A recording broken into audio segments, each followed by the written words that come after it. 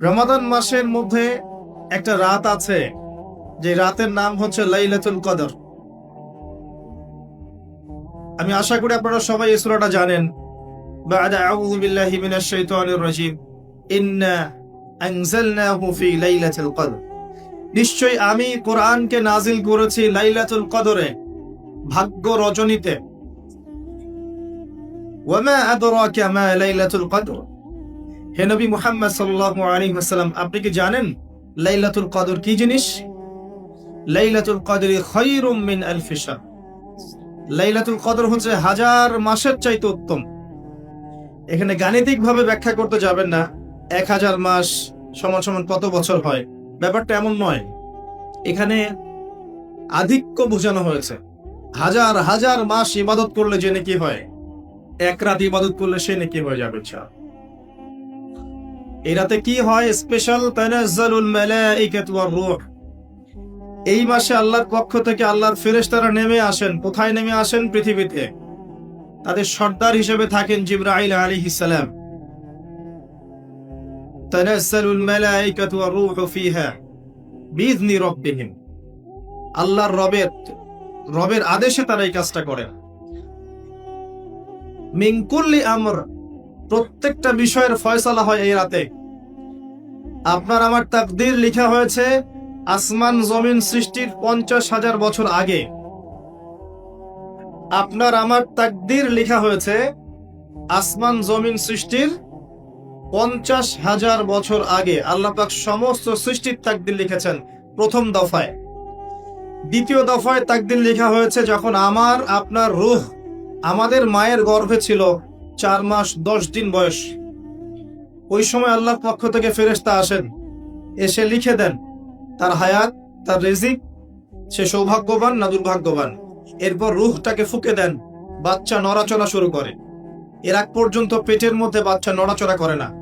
যখন রূহটা ফুঁকে দেওয়া হয়, তারপর থেকে বাচ্চা নড়াচড়া শুরু করে। দ্বিতীয় দফায় তাকদীর লেখা হয়। এরপরে তৃতীয় দফা লেখা হয় এই লাইলাতুল কদরে, যে আগামী 1 বছর কি হবে, আপনি কি করবেন। অর্থাৎ 1 বছরের বাজেট প্রণয়ন করা হয় প্রত্যেক লাইলাতুল কদরে।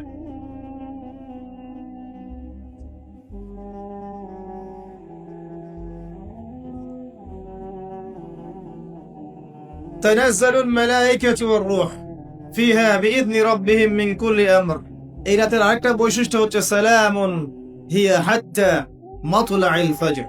ফজর পর্যন্ত এই রাতে শান্তি শান্তি শান্তি শান্তি প্রশান্তি বজায় থাকে। এই রাতে আপনি যে দোয়া করবেন, যে কোনো দোয়াই করবেন, যদি আপনার রিজিকটা হালাল হয় ইনশাআল্লাহ কবুল হয়ে যাবে। যে কোনো দোয়া। এই রাতে যারা ইবাদত করে দাঁড়িয়ে দাঁড়িয়ে, তাদের চতুর্দিকে ফেরেশতারা সমবেত হন, তাদের দোয়ায় তারা শরীক হন, তাদের জন্য দোয়া করতে থাকেন। ঠিক তখনই দেখবেন মুমিন বান্দার চোখ দিয়ে টপ টপ করে পানি পড়া শুরু হয়েছে। আপনি ফিল করতে পারবেন যে আপনার দোয়া আল্লাহ কবুল করছেন। এই রাতের ইবাদতকে 1000 মাস দিয়ে গুণ করলেও কখনো সমান হবে না। একটা রাত ইবাদত করলে আপনি হাজার হাজার মাসের নেকি পাচ্ছেন। এই সুযোগটাকে ছেড়ে দেওয়া যায়? কবে এই রাত স্পেসিফিকলি বলা যাবে না 27 তারিখেই, স্পেসিফিকলি বলা যাবে না যে 21-এর রাতেই, 23-এর রাতেই বা 25-এর রাতেই। নির্দিষ্ট করে বলার কোনো সুযোগ নাই। নবী সাল্লাল্লাহু আলাইহি ওয়াসাল্লাম লাইলাতুল কদর পেয়েছেন এবং ওই রাতে বৃষ্টি হচ্ছিল। তিনি সেজদা করছেন, তার কপালের মধ্যে মসজিদে নববীর যে মাটি আছে এই মাটির কাদা লেগেছিল। তখন কিন্তু মসজিদ টাইলস ফিটিং ছিল না। মাটির মসজিদ থেকে নবী সাল্লাল্লাহু আলাইহি ওয়াসাল্লাম বিশ্ব পরিচালনা করেছেন।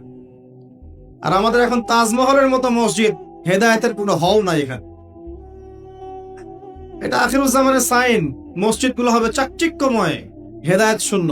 হাদিস একদম স্পষ্ট আছে, মসজিদ হবে চাকচিক্যময় কিন্তু হেদায়েত শূন্য। ইভেন দেখবেন নামাজ পড়ছে মুসল্লি, পাশে হই হুল্লা করছে। দিনের কথা আলোচনা হলে বা নামাজ পড়লে, কেউ কোরআন তেলাওয়াত করলে আদবের সাথে যে পাশে শোরগোল করতে হয় না, এটাও এখন বুঝাতে হয়। বুঝাতে গিয়ে যদি আপনি এই আয়াত তেলাওয়াত করেন লাহুম কুলুবুন লা ইয়াফকাহুনা বিহা, কিছু মানুষকে আল্লাহ পাক কলব দিয়েছেন বোঝে না। ওয়া লাহুম আযানুন লা ইয়াসমাউনা বিহা, কিছু মানুষকে আল্লাহ পাক কান দিয়েছেন শোনে না। ওয়া লাহুম আ'ইউনুন লা ইউবসিরুনা বিহা, কিছু মানুষকে আল্লাহ পাক চোখ দিয়েছেন দেখে না। উলাইকা কাল আনআম, এরা আনআমের মতো। বাল হুম আদাল, বরং তার চাইতেও নিকৃষ্ট। তখন কিছু মানুষের ইগোতে লেগে যায়। আচরণ কিন্তু এমনই। কোরআন যেখানে তেলাওয়াত করা হচ্ছে, নবীর হাদিসের কথা বলা হচ্ছে, সেখানে উঁচু স্বরে কথা বলা জায়েজ নেই। নামাজ পড়ছে একজন ব্যক্তি, সে আল্লাহর সাথে সরাসরি কথা বলছে, তার পাশে কথা বলা জায়েজ নেই। এমনকি নামাজরত ব্যক্তির পাশে কোরআন তেলাওয়াত করাও জায়েজ নেই। আমার কথা কি বুঝতে পারছেন? একজন ব্যক্তি নামাজে দাঁড়িয়েছে, আল্লাহর সাথে কথা বলছে, পাশে আপনি কোরআন তেলাওয়াত করতে পারবেন না জোরে জোরে। মনে মনে করতে হবে, করতে চাইলে মনে মনে করতে হবে। অনেক সময় মসজিদের ভিতরে দেখবেন নামাজ পড়া হচ্ছে, শোরগোল করছে। নবী সাল্লাল্লাহু আলাইহি ওয়াসাল্লাম বলেছিলেন, আখিরুজ জামানে, তিরমিজিতে আছে হাদিসটা, আখিরুজ জামানে ইসলামের নামটুকু থাকবে, ইসলামের প্রকৃত বিষয়গুলো থাকবে না। কোরআনের মাসহাফ থাকবে, যে মাসহাফ, কোরআনের মাসহাফটা থাকবে, এর শিক্ষাগুলো থাকবে না। মসজিদগুলো হবে চাকচিক্যময়, কিন্তু মসজিদ হবে হেদায়েত শূন্য। আর চতুর্থ লাইনটা আরো ভয়ঙ্কর। 4 নম্বর লাইনে গিয়ে নবীজি বলেছেন সাল্লাল্লাহু আলাইহি ওয়াসাল্লাম, আসমানের নিচে, জমিনের উপরে আল্লাহর সবচেয়ে নিকৃষ্ট সৃষ্টি হবেন এক শ্রেণীর আলেম, যাদের থেকে ফিতনা ছড়াবে এবং তাদের দিকেই ফিতনা ফিরে আসবে। তিরমিজির মধ্যে হাদিসটা আছে, যে কোনো আলেমকে জিজ্ঞাসা করে এটা কোন শ্রেণীর আলেম, এটা বোঝার জন্য আপনার পিএইচডি করার দরকার নাই। যারা দিনকে দুনিয়ার বিনিময়ে বিক্রি করেছে, তারাই সেই শ্রেণীর আলেম। যারা সত্য কথা বলতে ভয় পেয়েছে, তারাই সেই শ্রেণীর আলেম। যারা সত্যকে মিথ্যার সাথে মিশ্রিত করেছে, তারাই সেই শ্রেণীর আলেম। এবং যারা ইসলামের নামে উম্মাকে শতদা বিভক্ত করে দিয়েছে, এরাই সেই শ্রেণীর আলেম।